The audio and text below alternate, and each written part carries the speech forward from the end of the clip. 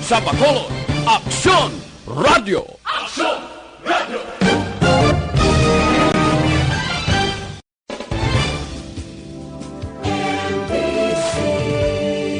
Manila Broadcasting Company. Sa balita, komentaryo, isyu, serbisyo publiko. Sa Bacolod, Aksyon Radio!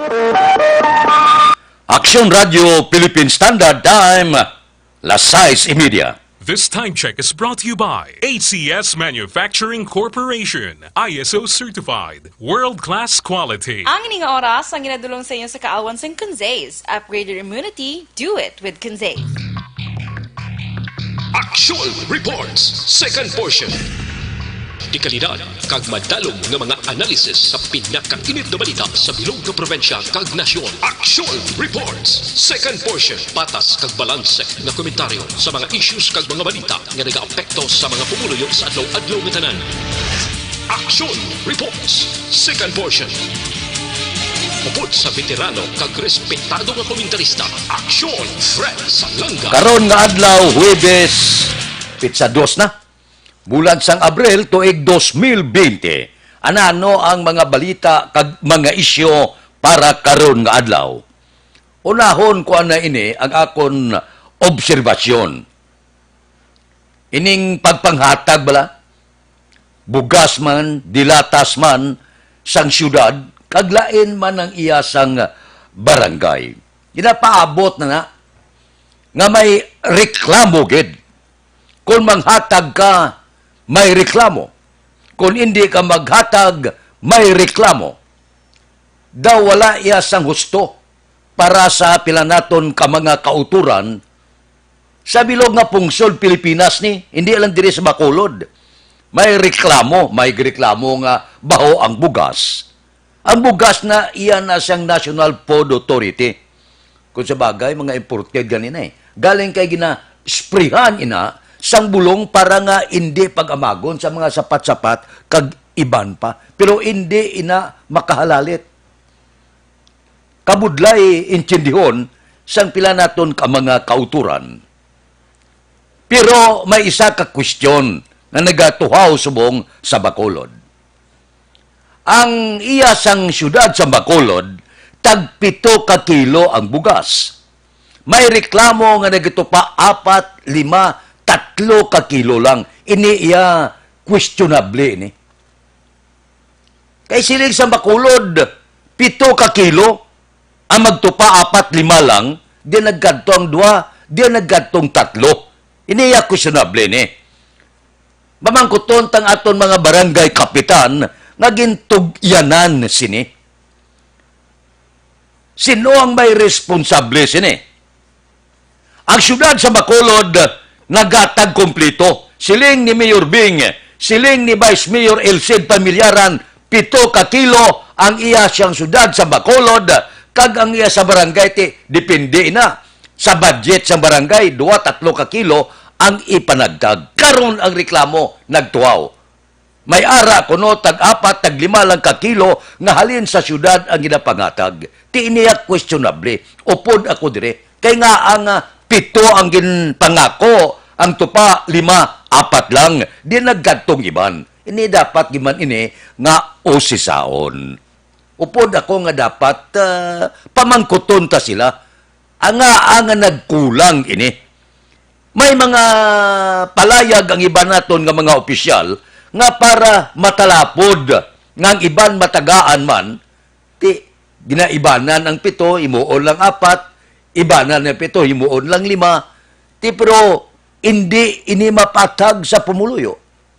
Nga ang amo ining palakat, kaya order iya sa Bacolod 7. 7 is 7.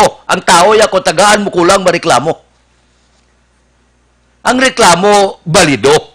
Nga aanom, nga alima lang, di nagadtong iban. Amo na subong ang sabton sa mga responsable nga gintugyanan sa syudad sa Bacolod nga ipanagtag sa pila naton ka mga kauturan. Dapat ipatag na para lang madula ini mga pangduha-duha, nga ginaibanan, may mga gasulubra ang ila sini espekulasyon, mga aligasyon, nya pila ka adlaw pagkatapos sining COVID-19 ngani, ang iban nga mga opisyal sa barangay, base kung makapatinlog na grocery, makabaligya na bugas, no kalain bala, sang pasibangod, nga ini tanan aligasyon. So, syudad sa Bacolod, klaruhan ninyo ini, sinogid balang responsable nga magpanagtag sini, ang mga barangay kapitan, barangay opisyal, o kon pila ka mga empleyado sa gobyerno lokal diri sa syudad sa Bacolod kag probinsya sa Negros Occidental. Para suma total madula ta ang mga pagpangduwa-duwa nga may itanay nga nagakatabo sa tagay karon, labi na sining karon nagtuhaw nga COVID-19. Hindi kita gusto nga dako ang isyo, nga intahan sa iban nga isyo. Kaya dapat kooperahan tayo ni, buligan tayo ni, kag hindi dapat nga padakuon tag isyo kung wala man lang sang kamatuuran. Klarohon tayo ni, kag iklaro ini sa Bacolod, kag sumuman responsable nga gapanagtag sining bulig naton pinansyal, bulig naton pagkaon, labi na sining pitipit subong nga kahimtangan.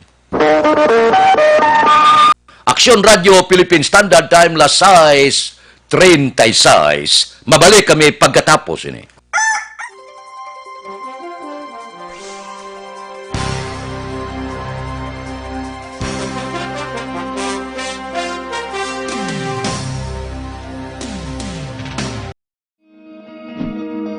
Para labanan ang banta ng COVID-19 sa ating bansa, mahalaga ang kooperasyon ng bawat isa. Ang pananatili sa loob ng bahay ay isa sa pinakasimple pero pinaka-epektibong paraan para hindi kumalat ang virus. Kunwari, ikaw ang tuldok na ito. Malusog ka at malakas. Lumabas ka ng bahay. Ang hindi mo alam, may nakasalamuha ka ng may COVID-19. Tandaan, mahirap malaman kung sinong may virus, pero madali itong maipasa sa iba. Pwedeng naipasa na pala niya ang virus sa iyo nung umubo siya o bumahin. O baka naman ay nahawa na dahil humawa kayo sa parehong bagay na kontaminado. Ngayon ay mayroon ka na ring COVID-19. Isa ka ng carrier na makakahawa sa iba. Dahil maaaring ilang araw pa bago lumitaw ang sintomas na ubo, sipon, hirap sa paghinga at lagnat. Pwede ring wala kang nararamdamang sintomas, ngunit nakakahawa ka pa rin. Pag-uwi mo sa bahay, maaari mong mahawahan ang iyong pamilya.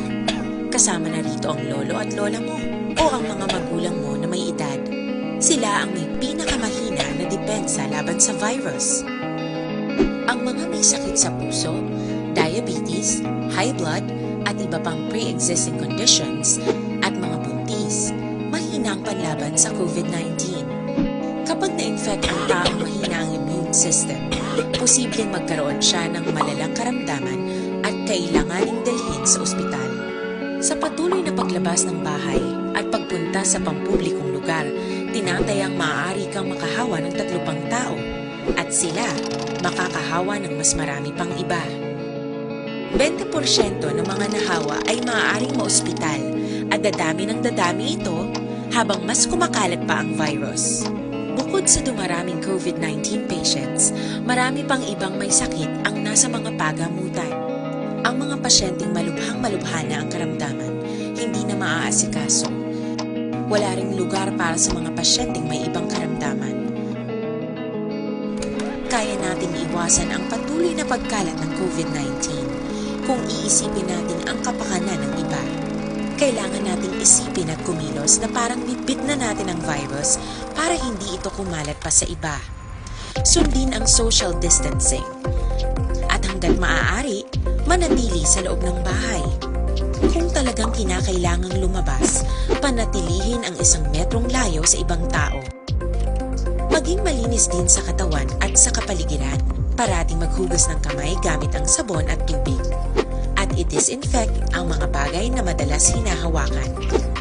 Ang mahalaga, mapabagal natin ang pagkalat ng COVID-19. Para mas kakaunti ang mga kailangang magpa-ospital at mabawasan ang mga Pilipinong magkakasakit. Magiging epektibo lamang ito kung mananatili tayo sa bahay, sundin ang social distancing, isang maliit na sakripisyo para sa buhay ng kapwa nating Pilipino. Tulong-tulong tayo. Let's beat COVID-19.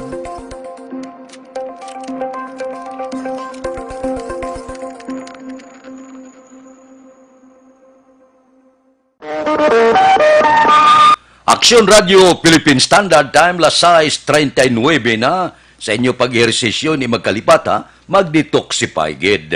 Inom gid kamo DTX 500. Kay ang DTX 500, nagatinlo inis ang inyo dugo, nagasilhig sa mga impurity kag toxin sa inyo atay. Ini nagabulig mapanubo sa inyo blood sugar, mangod sa mga organic compound niya. Ining bisin, charantin kag polypeptide. Kung mataas ang kolesterol, mataas ang blood sugar, bagod sa diabetes, ang sabat sina DTX 500. Imuan yung batasan na.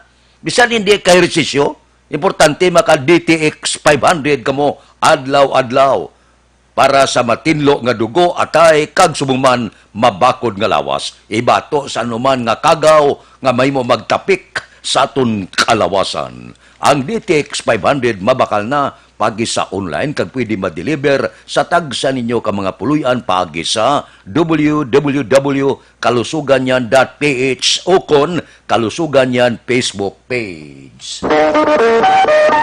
Aksyon Radio Philippine Standard Time, las 6:41. Nagapasalamat kita kay Bacolod City Police Public Information Officer si Police Lieutenant Colonel Ariel Pico. Ang natabo black hapon, tigin pahanumdom sa mga border nga sundon lang ang dapat ipatuman kag hindi mag-sobra exhibition. Ini bangod nga natabo bla kay Action Rex Kantong, perte man to yan, no? Daw nakibot man ako. Gapamati ako sang balita, amak mo nga paparahan ka. Pakitang ID sa Action Radio daw hindi pa mabaton. Ginapangitaan pa driver's license ang tanan-tanan nga panugot alin sa amon station manager, alin sa syudad sa Bacolod, daw hindi gyapon mabaton. Sa uli, pinakakas pang pismas niya. Nung tani, hindi na pwede. Kaya duga-dua-dua pa sa niya, ikaw gid si Action Rex Kantong. Niya ba si hindi bla? Porte. Ano man niya nga sa tanang nga tao sa Bacolod, si Action Rex Kantong ginang nakusulodahan niya. Diambot anong tsura ni Action Rex Kantong. Ang tanan-tanan ginausisa. Ay kabudlay. Kayo magkukapon ka pamati ko sa balita. Subrahan sa piktos.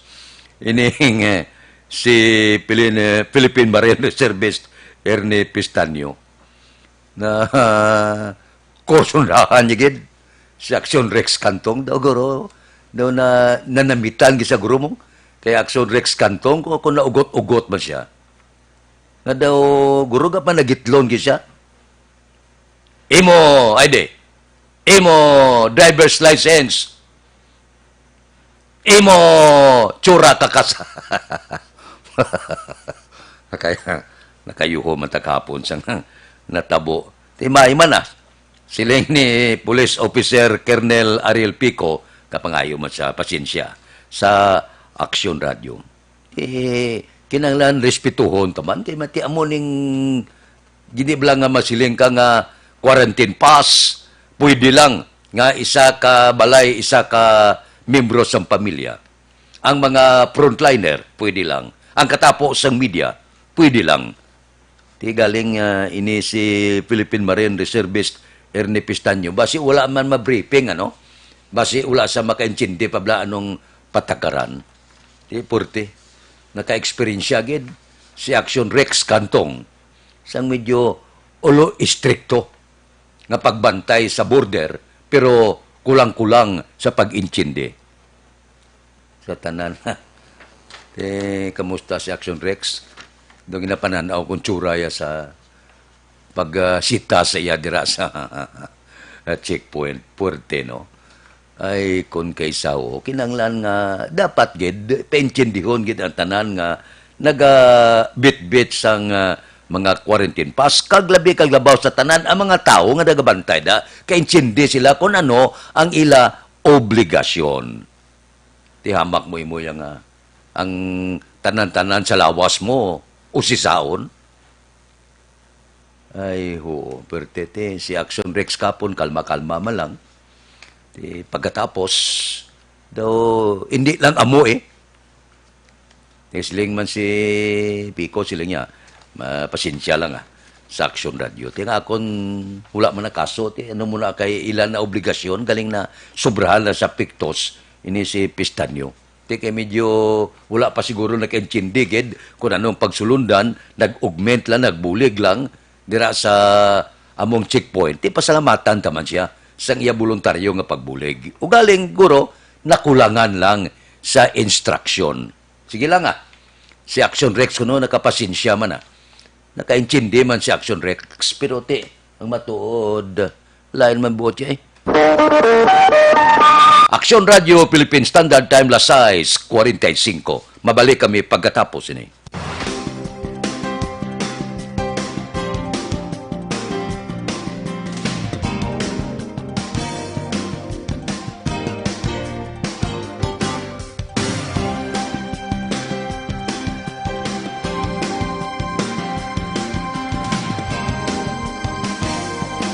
In these trying times, my most important task as your governor is to keep you safe and protected. At the start of the year, we saw it in the news, and the possibility of a pandemic was just unfolding. Yet, that time, the threat was not as real for the Negrenses as it is now. Never in recent history that borders and ports have been closed and community quarantine imposed. We are facing a novel virus, an unfamiliar disease. The virus is not under our control, but we can control our response. The proper coordination between the government and its citizens is the most effective tool in facing circumstances like this. We cannot judge the gravity of a crisis based on the fact that it has missed us and our close circles. The totality of our acts, that of the government and you, the citizens, will determine the future of Negros Occidental and the Negrenses. How will history judge us? Will we survive this crisis by cooperation, or will we succumb because of disobedience and distrust? The rules have been laid out. The least we can do is to follow. We are not sure how long are we going to be in this quandary, but be assured that your provincial government is doing everything under the given circumstances to ensure the security, welfare, and well-being of everyone. In situations like this, each and every one has an active role to play. Never underestimate the impact of your contribution by staying home. We are one nation, one province, one people. This is your Governor Bong Lacson asking all of you to stay home, practice social distancing, and exercise proper hygiene. We are all in this together. It has been said that upon the conduct of the individual depends the fate.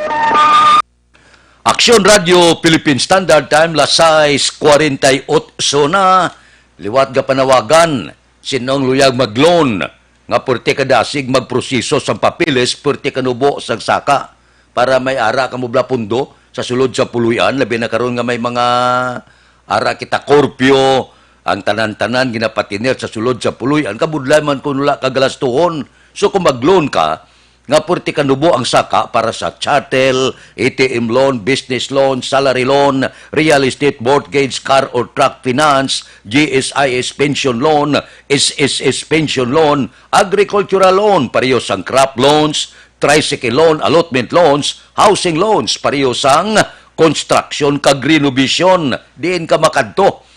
Pederlep Lending Corporation, aralang sa second floor Carmen Building, Lizares Avenue, Bacolod City. Para sa kapusan sa Maglon, nagbutang sila mga satellite nga opisina. Dira sa Door 104, XA Esteban Building, Galo Gatoslao Streets, Bacolod City. Ining Metropolitan Ding Corporation bala. Pwede makamukakadto na. Dira sa Corner Yungke, sa Dalan Goria, La Carlota City. May satellite man sa Dalan Mabini, Son Pordas Talisay City. So kung mag-loan ka, kinanglanon mo gid pundo, may mga emergency, dira ikaw kadto sa Federlip Lending Corporation, second floor, Carmen Building, Lisares Avenue, Bacolod City. Aksyon Radio Philippine Standard Time, lasay 50. May pila ka mga pulo pamangkot, ang pila naton ka mga utod na hindi makaintindi kung ano ang bag-ong mando ni Mayor Bing sa mga barangay nga itudlo kag i-sell off ang mga ultra risk area sa idalom sa enhanced community quarantine. Ano ini siya nga mando ehekutibo? Executive Order numero 28 nga ginpirmahan ni Mayor Bing sa tung Marso 31 para nga kahapusan sang tanan. Ini nga mando nagaklaro nga ang balay o kung lugar sa barangay nga may ara, inasulit, may ara kumpirmado nga COVID-19 nga kaso kag wala pa makarecover o kung napatay nga may sintomas sa masakit pero wala pa mailubalan ang resulta sang swab testing, amo ini sila ang mga balay o kung lugar nga itudlo sa mga barangay health worker, barangay official, sa City Health na opisina, ipaidalom ini sa 14 kaadlaw nga lockdown.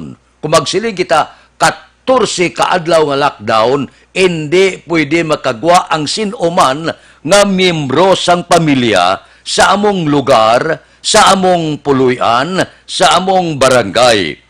Sa idalom sang Section 4 sang Mando Ehekutibo, cover sang lockdown ang bisan gani subdivision mo ang balay blada nga may mga pader kung may ara da nga pasyente sang COVID-19 i-lockdown ina kag hindi pwede makagwa ang tao sa sulod sang balay.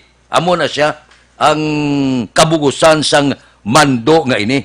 Kag ari pagid kon may pasyente sa mga lugar nga naga-start sa mga thickly populated, bala, ihimplo mga squatter area nga cover sa lockdown, ang mga balay, 50 metros ang kalayuan sa among balay, dala siya sa lockdown. Hindi sila makapanaog, sila puluyan, lockdown ina sila. Ang buot silingon, ang ila kinanglanon, may mga tao lang nga mag-facilitate sa ila kinanglanon, pagkaon, bulong, kagiban pa, o posible butangan sang rolling store.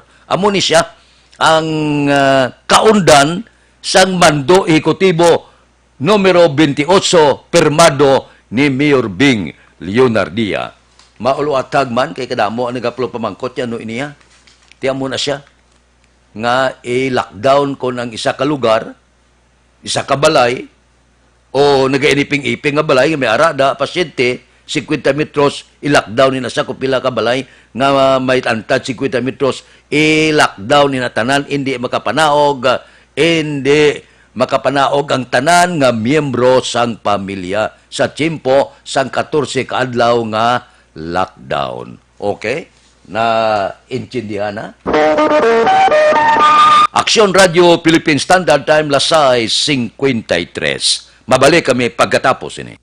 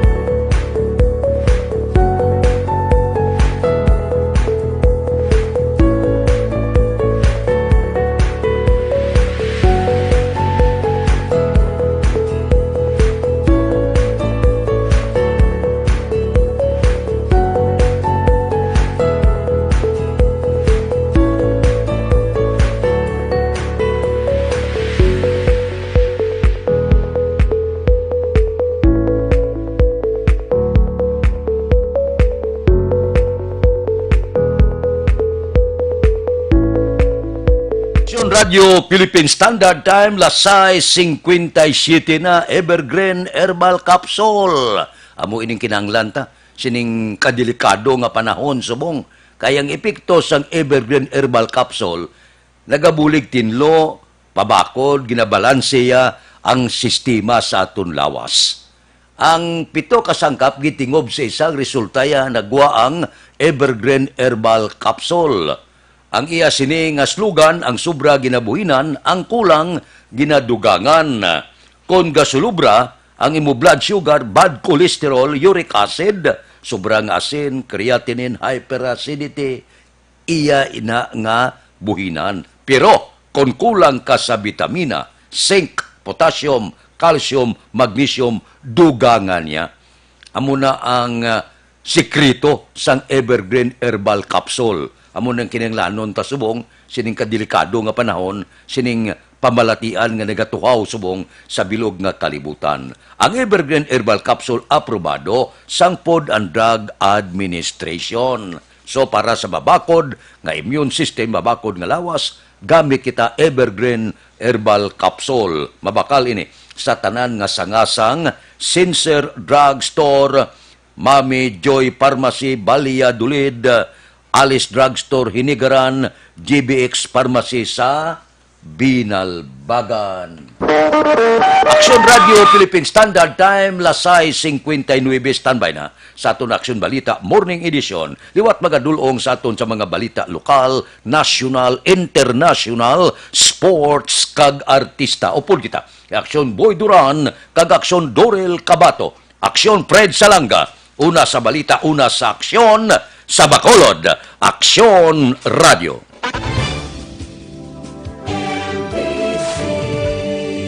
Manila Broadcasting Company. Sa balita.